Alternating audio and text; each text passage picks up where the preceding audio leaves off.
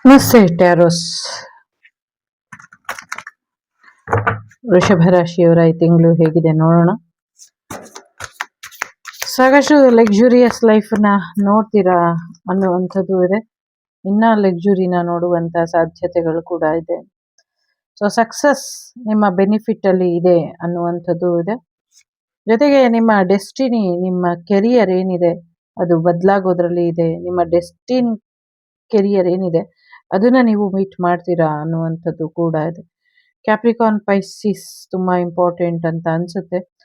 So S, ತುಂಬ ಕೆಲಸ ಮಾಡಿ ಅದರಿಂದ ಒಳ್ಳೆ ಹಣನ ಸಂಪಾದನೆ ಮಾಡ್ತೀರಾ ಅನ್ನುವಂಥದ್ದು ಕೂಡ ಇದೆ. ಮೀನರಾಶಿ, ಮಕರ ರಾಶಿ, ಕನ್ಯಾ ರಾಶಿ ಇಂಪಾರ್ಟೆಂಟ್ ಅಂತ ಅನ್ನಿಸ್ತಾ ಇದೆ. ಸೆಜಿಟೇರಿಯಸ್ ಕೂಡ ಇಂಪಾರ್ಟೆಂಟ್ ಅಂತ ಅನ್ನಿಸ್ತಾ ಇದೆ. ಕೋಪನ ಕಮ್ಮಿ ಮಾಡ್ಕೊಳ್ಳಿ ಅನ್ನುವಂಥದ್ದು ಇದೆ. ಏನೇ ಕೆಲಸ ಮಾಡೋಕ್ಕಿಂತ ಮುಂಚೆ ಇನ್ನೊಮ್ಮೆ ಯೋಚನೆ ಮಾಡಿ, ಮತ್ತೊಮ್ಮೆ ಯೋಚನೆ ಮಾಡಿ, ಮಗದೊಮ್ಮೆ ಯೋಚನೆ ಮಾಡಿ ನಿರ್ಧಾರನ ತಗೊಳ್ಳಿ ಅನ್ನುವಂಥದ್ದು ಇದೆ. ಸೊ ನೀವು ಎಲ್ಲೆಲ್ಲಿ ನಂಬಿಕೆ ಇದೆಯೋ ಅಲ್ಲಲ್ಲಿ ಹಣನ ಹೂಡಿಕೆ ಮಾಡಿ, ಅದರಿಂದ ನಿಮಗೆ ಯಶಸ್ಸು ಆಗುತ್ತೆ. ಕೆರಿಯರಲ್ಲೂ ಕೂಡ ಹೆಚ್ಚಿನ ಒಳಿತನ್ನ, ಏಳಿಗೆನ ನೋಡ್ತೀರಾ ಅನ್ನುವಂಥದ್ದು ಇದೆ. ಸೊ ಅಚೀವ್ಮೆಂಟ್ ಮಾಡಬೇಕು ಅಂತ ಹೊರಟ ಮೇಲೆ ಸರಿಯಾದ ರೀತಿಯಲ್ಲಿ ಫೋಕಸ್ ಇರಬೇಕು. ಫೋಕಸ್ ಮಾಡ್ಕೊಳ್ಳಿ ಅನ್ನುವಂಥದ್ದು ಇದೆ. ಜೊತೆಗೆ ನಿಮ್ಮ ಕನಸು ನನಸಾಯ್ತು ಅಂತ ದುಃಖದಿಂದ ಆನಂದ ಬಾಷ್ಪ ಸುರಿಸುವಂಥ ಸಾಧ್ಯತೆಗಳು ಕೂಡ ಇದೆ. ಬಹಳಷ್ಟು ಜನ ಬೇರೆಯವರಿಗೆ ಸಹಾಯ ಮಾಡೋದಕ್ಕೆ ಹೋಗಿ ಒಂದಷ್ಟು ಸಮಸ್ಯೆನ ಮಾಡ್ಕೊಳ್ತಾರೆ. ಇದ್ರ ಬಗ್ಗೆ ಸ್ವಲ್ಪ ಹೆಚ್ಚಿನ ಗಮನನ ಕೊಡಿ ಅನ್ನುವಂಥದ್ದು ಕೂಡ ಇಲ್ಲಿ ಇದೆ. ಓಕೆ, ಒಳ್ಳೆಯದಾಗಲಿ.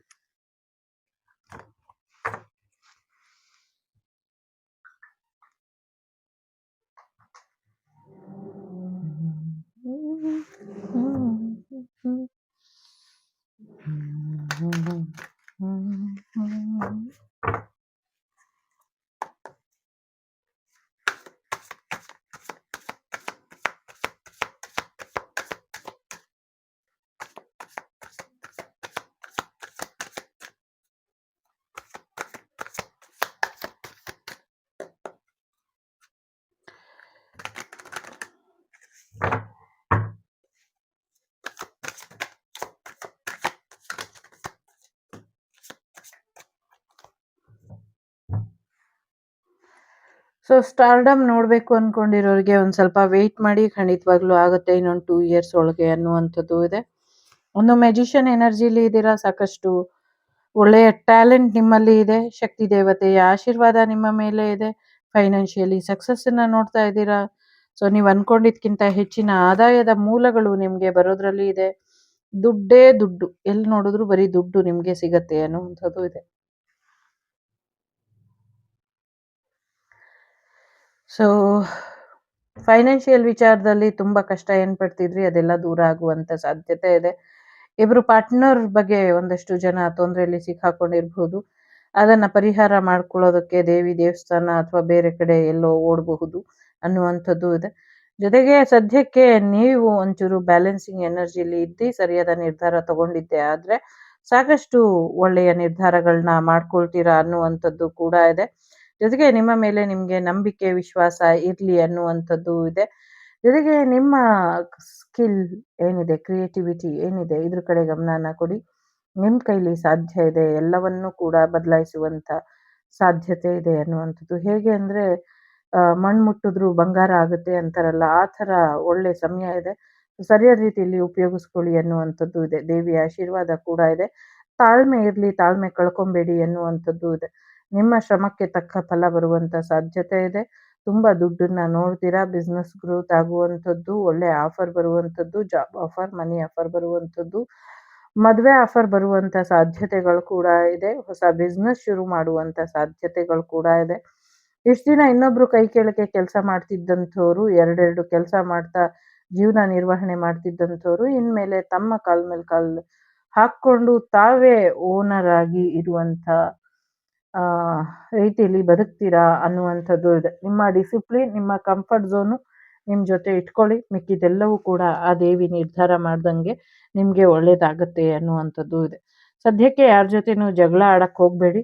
ಥರ್ಡ್ ಪಾರ್ಟಿ ಸಿಚುವೇಶನಿಂದ, ಫ್ರೆಂಡ್ ಸರ್ಕಲಿಂದ ಒಂದಷ್ಟು ಗಲಾಟೆಗಳಾಗುವಂಥ ಸಾಧ್ಯತೆ ಇದೆ. ಅದನ್ನು ಮಾಡ್ಕೊಳ್ಬೇಡಿ. Stress ಮಾಡ್ಕೊಳ್ಬೇಡಿ, tension ಮಾಡ್ಕೊಳ್ಬೇಡಿ. ಬೇರೆಯವ್ರ ಜೊತೆ ನಿಮ್ಮ ಈಗೋ ಕಂಬೈನ್ ಆಗೋ ಹಾಗೆ ನೋಡ್ಕೊಳ್ಬೇಡಿ ಅನ್ನುವಂಥದ್ದು ಇದೆ.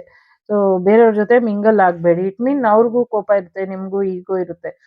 ಸೊ ಎರಡು ಈಗೋ ಕ್ಲಾಶಸ್ ಆದರೆ ಸಮಸ್ಯೆ ಆಗತ್ತೆ ಅನ್ನುವಂಥದ್ದು ಕೂಡ ಇದೆ. ಸೊ ಎಸ್, ತುಂಬ ಖುಷಿಯಾಗಿರ್ತೀರಾ. ಸಾಕಷ್ಟು ಸೆಲೆಬ್ರೇಷನ್ ಬರ್ತಾ ಇದೆ. ಥರ್ಡ್ ಪಾರ್ಟಿ ಸಿಚುವೇಶನ್ ಕೂಡ ನಿಮ್ಮ ಪರವಾಗಿ ಇದೆ ಅನ್ನುವಂಥದ್ದು ಇದೆ.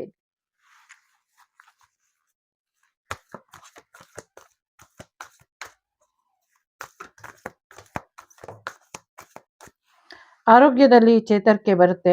ತುಂಬ ದುಡ್ಡು ಬರುತ್ತೆ ಅಂದಮೇಲೆ ಯಾಕೆ ತಲೆ ಕೆಡಿಸ್ಕೊಳ್ತೀರಾ? ಎಲ್ಲ ಚೆನ್ನಾಗಿದೆ. ನಿಮ್ಮ ಇಂಟ್ಯೂಷನ್ ಏನು ಹೇಳುತ್ತೋ ಅದನ್ನ ಕೇಳಿ ಅನ್ನುವಂಥದ್ದು ಇದೆ. ಸದ್ಯ ಆದರೆ ಕ್ಷಮೆ ಕೇಳಿ, ಇಲ್ಲ ಕ್ಷಮೆನ ಕೊಡಿ ಅನ್ನುವಂಥದ್ದು ಇದೆ.